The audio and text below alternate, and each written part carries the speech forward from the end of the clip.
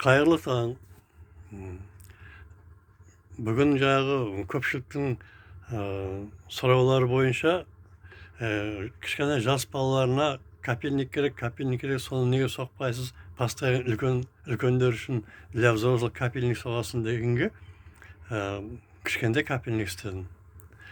Кішкентай болған дым кішкентай емес, нормальный, қысқасы. Мінекей көрсетейін сіздерге. Мынау қари көріп тұрсыздар. Национальный милли біздердің достояниеміз. Міне капельник дегендегі себебім, міне ақша жинайтын жер. Мына жерден ақша саласыз, балаңыз салады. Сосын ақша толғаннан кейін, міне астында міне ойып алатын жері бар. Міне жұқа, міне жұқа істеп қойыппын деп алынады. Кейінен майлыны клейлеп, пова деген клей бар. Үстіне азырақ айлбасы жақсан, қайттан дальше пайдалана беруге болады. Есігі, белдігі, қамысы, төбесі көріп тұрсыз ғой қысқасы.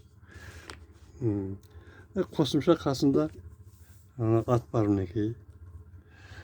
Жаңағы алтын светте бояп қойыппын. Себебі биыл ат жылы ғой, огненный лошадь деген. Үйіңе қойса ақша келтіріп деп, биыл табыс келтіріп тұратын шығар. Кім білсін, народный поверье сөйтіп не алады ғой, сенеді ғой. Қазірше осылар бар, келіп алып кетен десеңіздер, пожалуйста, есік ашық, звондаңдар. Телефон нөмір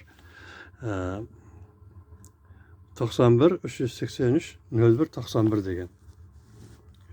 Бәрі капельник. Сосын лайк басыңдар,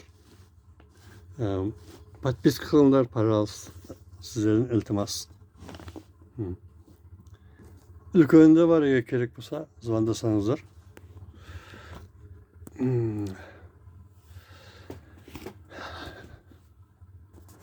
Сәт дайын, хабарласыңыз, қолдас.